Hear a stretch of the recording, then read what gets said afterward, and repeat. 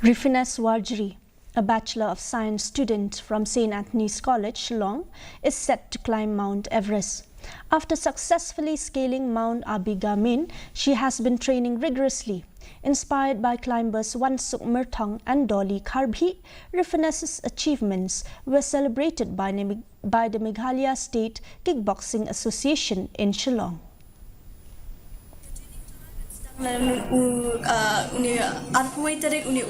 Oktober kandai baru awal si benai be hado November te kandai ka training jangka basic course jangka ni mountaineering te nang ni kim sa pentepat gitu ki bami kerteng ban penkrepat sa another course te dalam ada dia kata pat kan sedang skiven de course